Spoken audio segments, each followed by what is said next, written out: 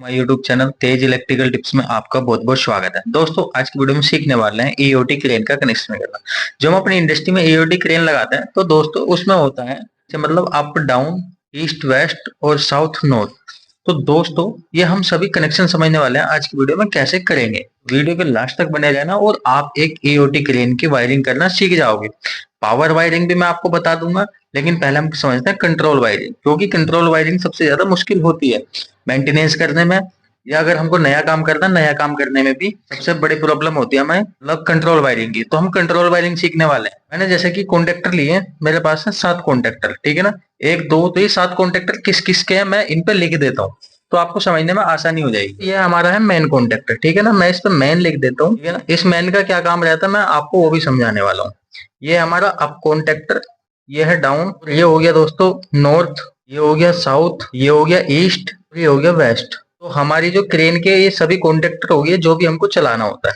तो हम up down north south east west कैसे चलाएंगे वो समझेंगे। आपको पता है कॉन्टेक्टर में दो टर्मिनल होते हैं, एक होता है A1, सभी में A1 होता है। तो दोस्तों दूसरा कौन सा होता है A2, ठीक है। मैं ये लिख देता हूँ A1 A2।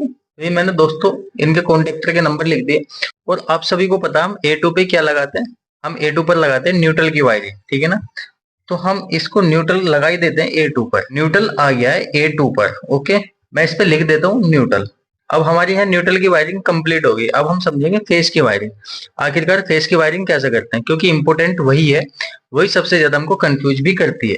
A1 के लिए हमको क्या करना पड़ता है, हम जैसे कि आपको पता है या तो 24 वोल्ट की कंट्रोलिंग करते हैं या 110 वोल्ट की। तो उसके लिए क्या करना पड़ता है, हम एक कंट्रोल ट्रांसफार्मर लगाना पड़ता है, ठीक है ना। तो मैं कंट्रोल ट्रांसफार्मर लगा लेता हूँ।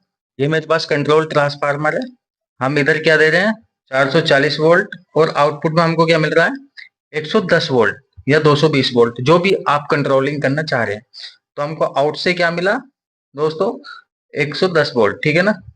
तो 110 वोल्ट में हमने न्यूट्रल की वायरिंग कर दी थी, हमारी न्यूट्रल की वायरिंग, ओके। अब दोस्तों हमको करनी है फेस की वायरिंग। तो हम यहाँ से क्या करेंगे, पहले तो एक एमसीबी लगा लेंगे। हम एमसीबी जो लगाएंगे वो एमसीबी इसलिए लगाते हैं, अगर कॉन्टेक्टर में कुछ शॉर्ट सर्किट होता है या कॉन्टेक्टर की कोयल जलती है तो बाकी हमारा सब कुछ सेफ रह जाता है और हमारी एमसीबी गिर जाती है। तो मैं इस पे लिख देता हूँ एमसीबी, ठीक है ना। बाकी जब हम 440 वोल्ट देंगे इसकी एमसीबी कंट्रोल लग जाएगी। आउटपुट में हमने फेस पे क्या लगा दिया, एमसीबी को लगा दिया। अब यहाँ से हम एक फेस ले लेते हैं, ठीक है ना। तो एक फेस ले जाके हम कहाँ लगाएंगे दोस्तों, एक लगाते हैं हम इमरजेंसी पुश बटन, क्योंकि क्रेन में आपने देखा इमरजेंसी पुश बटन। तो उस इमरजेंसी से हमारा क्या होता है, ये कॉन्टेक्टर बंद हो जाता है और इसी के जरिए मेन कॉन्टेक्टर के सब बंद हो जाता है। तो हमको ये लगाना इंपॉर्टेंट होता है। इसमें मेन कॉन्टेक्टर में कैसे पावर वायरिंग करते हैं मैं वो आपको बताऊंगा। फिलहाल कंट्रोल वायरिंग समझ लेते हैं, ठीक है दोस्तों। तो मैंने यहाँ से जो फेस लिया है मैं एक लगा देता हूँ इमरजेंसी पुश, जैसे कि आपको सबको पता है इमरजेंसी होता है हमारा एनओ। तो मैं लिख देता हूँ, मेरा हो गया इमरजेंसी, मैंने इस पे लिख भी दिया है इमरजेंसी। इससे आगे बढ़ते हैं। इमरजेंसी के बाद क्या लेते हैं, हमारा एक होता है ग्रीन वाला स्टार्ट बटन दोस्तों, जिससे कि हम स्टार्ट करते हैं, और एक रेड से करते हैं। रिमोट में आप जैसे कि स्क्रीन पे रिमोट में देख भी पा रहे हैं, स्टार्ट बटन है, स्टॉप बटन है, उसके बाद up down north south east west, ठीक है, ऐसे रहते हैं। तो हमने यहाँ से एक वायर को लिया है इमरजेंसी से आउट करके लगा रहे हैं इसको कंट्रोल ऑन बटन पर। तो कंट्रोल ऑन बटन हमारा कौन सा होता है दोस्तों, एनओ, ठीक है ना। तो हम यहाँ एनओ को बना लेते हैं। ये हमारा क्या है, कंट्रोल ऑन है। तो मैं इस पे लिख भी देता हूँ कंट्रोल ऑन। कंट्रोल ऑन लिख दिया है। कंट्रोल के आगे एक होता है हमारा स्टॉप, मतलब लाल वाला हमारा क्या होता है, कंट्रोल ऑफ के लिए होता है। तो ये क्या होता है हमारा एनसी होता है। तो इस पे मैं लिख देता हूँ कंट्रोल ऑफ दोस्तों, ठीक है, ये समझ में आ गया। इसको ले जाके लगा देते हैं कॉन्वेंट कॉन्टेक्टर के A1 पर। लेकिन कंडीशन वही आई है कि जब तक हमने दबाया, जब तक ये स्टार्ट हुआ, इसको हमको होल्ड करना पड़ेगा। तो होल्ड हम कहाँ से करेंगे, इसी से करेंगे। ये हमारा क्या होगा, कॉन्टेक्टर का एनओ होगा, जो मेन कॉन्टेक्टर का 13 नंबर है, और एनओ मेन कॉन्टेक्टर का एनओ है, मैंने इस पे लिख भी दिया एनओ। अब हमारी वायरिंग आगे शुरू हो जाती है। हमारा मेन कॉन्टेक्टर ऑन हुआ तो हमने इस मेन से क्या कंट्रोल कर लेते हैं, हम इसको पावर को कंट्रोल कर लेते हैं, जो पावर सप्लाई है ना उसको। अगर हम पावर सप्लाई कंट्रोल नहीं करेंगे ना तो उसका रीजन ये बनता है, अगर कोई सा कॉन्टेक्टर चिपक गया तो क्रेन डायरेक्ट हो जाती है। कि हमने कंट्रोलिंग तो काट दी लेकिन पावर हमारी डायरेक्ट हो गई, क्योंकि कॉन्टेक्टर चिपक गया। शॉर्ट सर्किट में आखिरकार ऐसा होता रहता है दोस्तों। अब हम इस फेज को आगे बढ़ाते हैं। आगे क्या करेंगे, अब हमारे अप और डाउन का कॉन्टेक्टर बचा। हमने इस फेज को आगे लिया। फेज को कहाँ से लिया, मेन कॉन्टेक्टर के एनओ से घुमाएंगे। ये हमारा मेन कॉन्टेक्टर का एनओ है, क्योंकि जब हमारा मेन कॉन्टेक्टर ऑपरेट होगा तभी यहाँ हमारी सप्लाई आएगी आगे। हम इस पे क्या कर लेते हैं, एनओ से आउट करेंगे, हम कहाँ ले जाएंगे पुश बटन पर हम अप वाला पुश बटन दबाएंगे। अप वाले पुश बटन पे क्या होता है दोस्तों, मैं इस पे लिख देता हूँ अप, पी लिख देता हूँ मैं, अप पुश बटन, ठीक है ना, आप समझ जाएंगे। इसे हम क्या करेंगे, आउट करेंगे। इसी को आउट करने के बाद हम एक इंटरलॉकिंग और करेंगे। एक इंटरलॉकिंग और कौन सी करेंगे, हम जो लगाएंगे हमारा जो पुश बटन है उसके पीछे दो एलिमेंट लगाएंगे। एलिमेंट कौन से होंगे, एक ग्रीन एक रेड। ग्रीन वाला हमारा एनओ होता है और रेड वाला एनसी, क्योंकि हम यहाँ डबल इंटरलॉकिंग करेंगे। डबल इंटरलॉकिंग आपने काफी देखी है, और आज करेंगे हम डबल इंटरलॉकिंग। डबल इंटरलॉकिंग करने के लिए मैं क्या ले लेता हूँ, एनसी ले लेता हूँ। लेकिन ये एनसी कौन सा है, ये है मेरा डाउन वाले का एनसी। मेरा पुश बटन है ना उसका एनसी है, तो मैं इस पे लिख देता हूँ डाउन, ठीक है ना। और यहाँ से आगे अब हम एक इंटरलॉकिंग और करेंगे। एक इंटरलॉकिंग और कौन सी करेंगे, तो बोलेंगे हम कॉन्टेक्टर की इंटरलॉकिंग। तो हम यहाँ पे क्या है, ये डाउन कॉन्टेक्टर का एनसी यूज करेंगे, ठीक है ना। हमारा डाउन कॉन्टेक्टर का एनसी, तो मैं इस पे लिख देता हूँ डाउन एनसी। अब मैं इसको ले जाके डायरेक्ट लगा दूंगा वन पर। हमने यहाँ क्या करी, डबल इंटरलॉकिंग करी। आपको ये इंटरलॉकिंग अभी समझ में आने वाली है।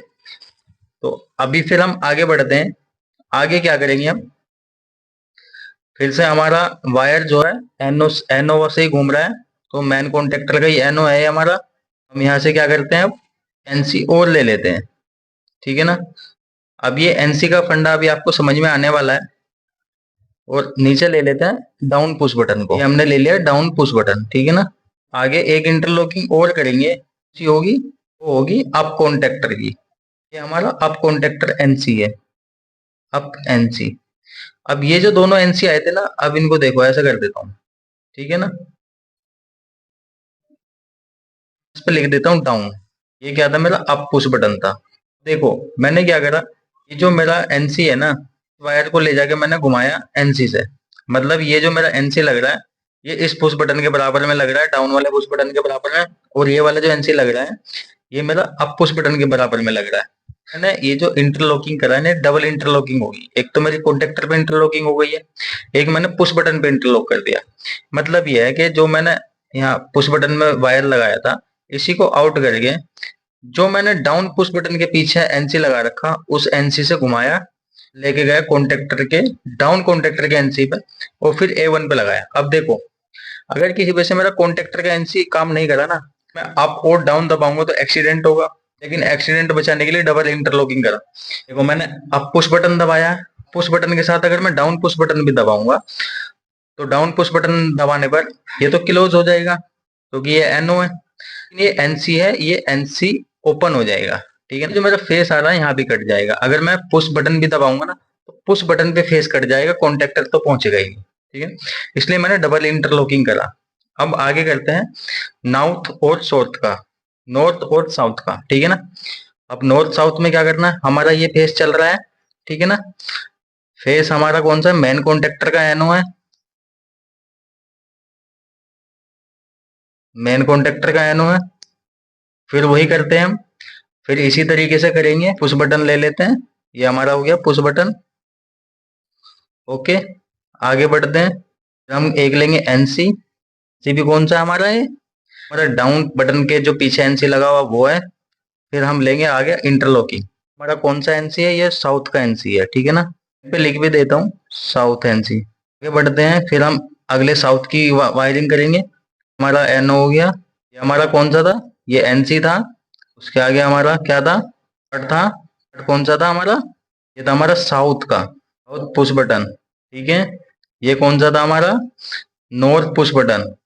अब इसको फिर से इंटरलॉकिंग करेंगे हम। इंटरलॉकिंग कहाँ करेंगे, ले जाके नॉर्थ के एनसी से, ठीक है ना। हमने इसको लगा दिया A1 पर ले जाके। फिर आगे की वायरिंग करते हैं ईस्ट और वेस्ट की। ईस्ट और वेस्ट में भी सेम वही कंडीशन है। हमारा फेस जा रहा है, ये हमारा कहाँ से चल रहा है, मेन कॉन्टेक्टर के एनओ से चल रहा है। अभी हम इससे क्या लेते हैं, एक पुश बटन ले लेते हैं दोस्तों, फिर एक एनसी ले लेते हैं। वेस्ट स्टार्ट बटन के पीछे लगा होगा एनसी, उसके बराबर में, ठीक है ना। हम अपना इंटरलॉकिंग कर लेते हैं। इंटरलॉकिंग हमने किया, ये हमारा एनसी कौन सा था, वेस्ट का। आगे बढ़ते हैं, यहाँ पे हमारा एनसी आएगा। एनसी कौन सा है हमारा, एनसी हमारा कौन सा था, पुश बटन के पीछे लगा हुआ, पुश बटन के बाजू में लगा, पुश बटन के पीछे लगा हुआ है। मतलब ये जो हमारा हमारा आ गया स्टार्ट, कौन सा है, वेस्ट स्टार्ट है। फिर इससे आगे बढ़ेंगे, इंटरलॉकिंग करेंगे। ये हमारी एनसी कौन सा था, ईस्ट का। ये हमारा कौन सा पुश बटन था, वेस्ट का। वेस्ट पुश बटन था और ये कौन सा था, ईस्ट पुश बटन। तो ये हमारी वायरिंग होती है कंप्लीट।